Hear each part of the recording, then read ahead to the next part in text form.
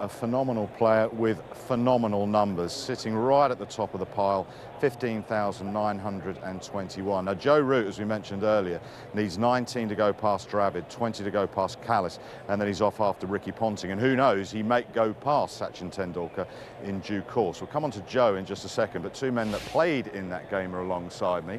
Atherton, who bowled absolute filth, as we saw in that clip there. It comes back to me off camera and said, yeah, well, I scored a few runs. Well, it's a very similar summer to this, run-drenched summer, very hot throughout the long summer, very flat pitches. You could see the outfield was completely parched. As you say, he was 17, I was, I think, 21, and everybody could see that he was a tremendously talented player. He had time, he had poise, he had all the shots, he had a beautiful temperament.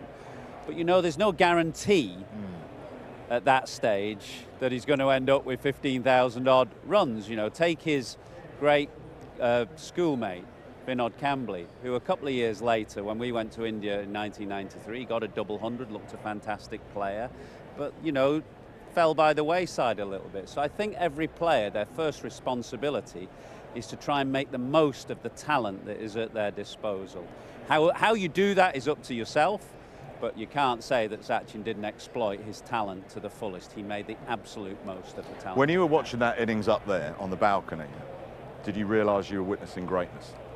I certainly did, because I'd seen him from my days with Mumbai cricket, you know, and I remember doing an interview for Wisden in the summer of '89, playing for Glamorgan, and there's a quote there where I've said, he's been sent from upstairs to just play cricket, entertain, and go upstairs whenever he wants after that. And the reason I said it, because what we saw of him at 16 was unreal. And you saw glimpses of that in that innings.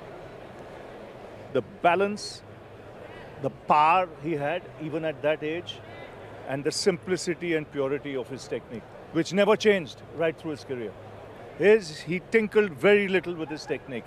At the most, where he would stand in the crease, what guard he would take, you know, when he would move, you know, whether it was a little earlier than normal against extreme pace. Otherwise, the technique remained the same, and the signature shot, the straight drive, never changed, and never had a problem against the short ball. Very pure player, Yeah. and there's most batters. Obviously, I captained for a while England, and you're looking at opposition players and thinking, where's there a little chink in the armour here? Where's he vulnerable? And with Sachin, it was very difficult. You know, it was not a days where you had your analysts, you had maybe an old tape to look at some of the footage. But at no stage in the games that I played in did we ever think there's a real weakness there that we can have a go at. And I think that would be true of all sides that played against him. I mean, he played Shane Warne absolutely brilliantly. He got hundreds in Perth, so pace, spin, no weaknesses. And two of his finest innings came in South Africa. You know, towards the end of his career, he got a couple of hundreds in Cape Town and in probably Johannesburg, if I'm not mistaken. Two fabulous hundreds, and just the balance, the power he would impact, and you know, his first 100 in Australia, his ability to hit on the up against the fastest of bowlers, you know, was a pure joy to watch. And often I've been at the non-striker's end, you know, in his stage, in his early years of his career when he's evolving as a cricketer, and he was magnificent to watch. Athers mentioned very few chinks in his armory. You know, where I think he was ahead of the rest was his ability to visualize early as to what the bowlers will be, you know, anticipating, wanting to do against him. Shane Warne was one. You know, a lot of bowlers started bowling into the rough. You know, it was more a negative line, and he brought out the paddle shot, you know, against Shane Warne, where he would hit it on top of the bounce.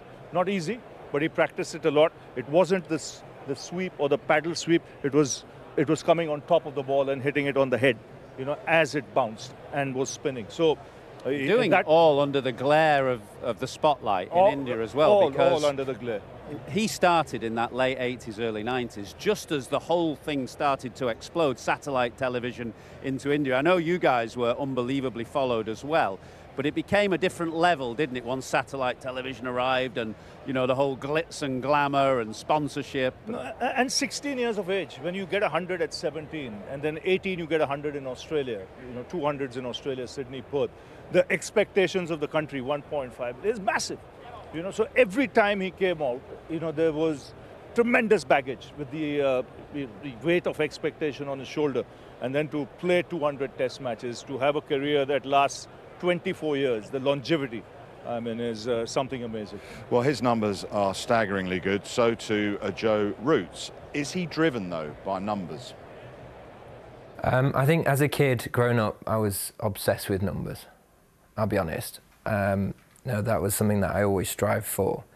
And then the more and more I played, the more I got into the professional environment, I realised how not irrelevant they are, because clearly if your numbers are good, then you're being consistent, you're putting runs on the board for your team and you're helping your team win. But now some of the best innings and the most effective knocks I've had are not the biggest scores, or they're not outs, they're in tricky conditions or getting through a certain phase of the game, or performances that influence games. Yeah, that is, so I think, more, don't they? and there's no metric to measure that, really. There's no way numbers can really sort of put that down onto paper. So they're the things that you sort of pride yourself on as a player, is, when it gets tough, or when the game's on the line, or it can go either way, can you swing it in your favour? Can you get us across the line, or put us in a really strong position on a difficult wicket, which puts the other team out of it, or well behind it? And they're the sort of things that I aim for. I've never really, especially since playing for England, have been someone that's put numbers on what I want to achieve out of the year, or going forward what I want to go and do. Because I think when you start putting targets in place, it might sound negative to a lot of people, but you're setting yourself up to fail. Yeah. Because even if you achieve it, you've sort of undersold yourself. Well, he might not be too fussed by personal numbers, but we're going to talk personal numbers. When we put that list up with Tendulkar at the top and Joe's catching Dravid and Kallis and then on to Ponting, do you see character traits that run through that list in terms of the individual players, similarities? Well, we've certainly been talking about Sachin and Joe, and I think an enduring love of the game. I don't think you can play for that long, 200 tests, or in Joe's case, 160 tests, under the scrutiny and the pressure that players play under, unless you love playing and you love batting. And I think that's the starting point for those two players, and no doubt for all the greats who are on that list. He's going to be right up there. I got Ben Jones and Benedict to look at the numbers this morning. He averages about 85 runs a game. He'll need 30 test matches to get up to Sachin Tendulkar. That's about 2.5 years. You never know what lies ahead. The freak injuries, who knows? Sport can be a cruel mistress. But if given a fair wind, he's going to be up to Sachin in about 2.5 years' time.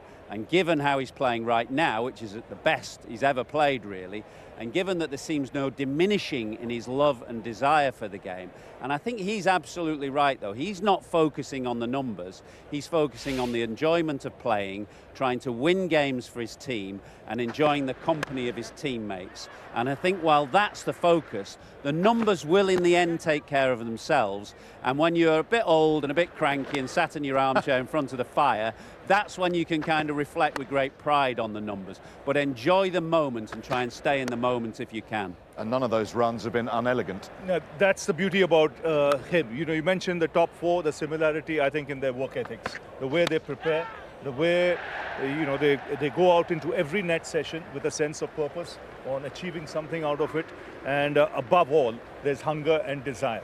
And he doesn't need any motivation, because he knows if he even gets close, first to be put on the same page as Tendulkar is special. And then if he gets past him or close to him, no one else is going to do it, because no one's going to play that much of Test cricket because of the three formats of the game that exist now. So there's no motivation needed for Joe. He's still young. He can have a crack at that ultimate record. There's no doubt about that. And the fluency, in his game. He never is bogged down. There's a certain tempo, and it's a beautiful tempo. Once he gets in, he maintains that tempo. He scores freely, and that's why he scores big.